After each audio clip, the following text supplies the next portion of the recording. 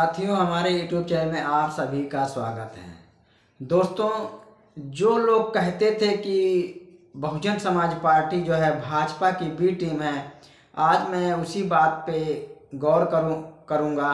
उसी बात के बारे में जो है आगे बात मैं करूँगा कि जो लोग कहते थे भाजपा की बी टीम है, अगर बहुजन समाज पार्टी भाजपा की बी टीम है तो जिस तरीके से अमित शाह ने बाबा साहब का अपमान किया है, तो उस अपमान को लेकर के बहन कुमारी मायावती जी ने अमित शाह जी को क्यों कहा कि आप जो है अमित शाह जी को माफ़ी मांगनी चाहिए, क्योंकि बाबा साहब का उन्होंने अपमान किया है। अगर बहुजन समाज पार्टी जो है बी टीम होती तो ये बात नहीं बोलती।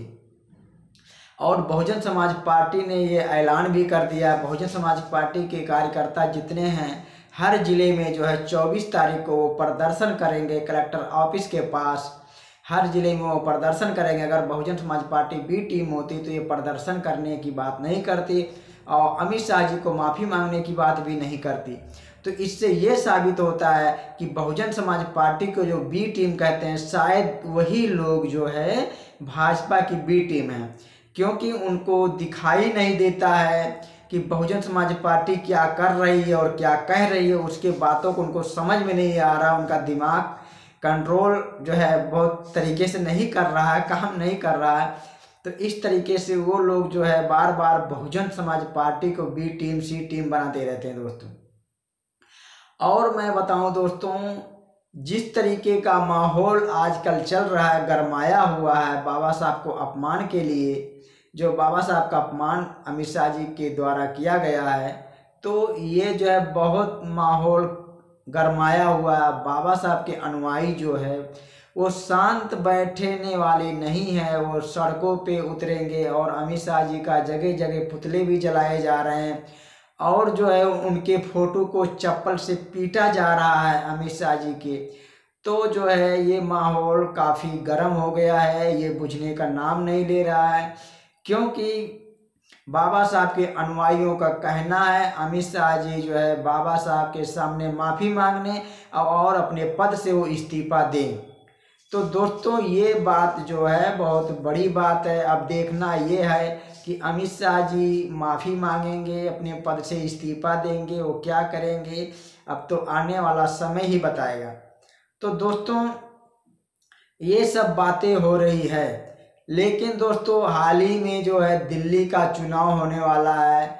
इससे जो है इस बयान की वजह से बीजेपी को काफ़ी दिल्ली में नुकसान हो सकता है, क्योंकि बीजेपी को जो है यहाँ काफ़ी नुकसानों का सामना करना पड़ेगा। जिस तरीके के बाबा साहब का अपमान हुआ है उसको लेकर के बवाल जो छिड़ा हुआ है, उसी के जरिए यहाँ पर जो है दिल्ली के अंदर बीजेपी को काफ़ी नुकसान का सामना करना पड़ेगा। और भी जितने राज्यों में चुनाव होने वाले हैं उन राज्यों में जो है अमित शाह के इस बयान को लेकर के बीजेपी को काफ़ी नुकसानों का सामना करना पड़ेगा।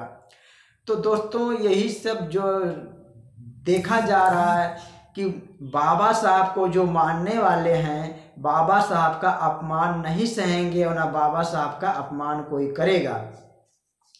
तो दोस्तों, वास्तव में जो बाबा साहब के अपमान किया गया ये बहुत गलत किया गया, जबकि बाबा साहब ने किसी को ये नहीं समझा है कि कोई छोटा है कोई बड़ा है, कोई कौन सा जात है कौन सा जात है। इसीलिए बाबा साहब ने संविधान के अंदर सभी को जो है उन्होंने बराबर का अधिकार दे दिया।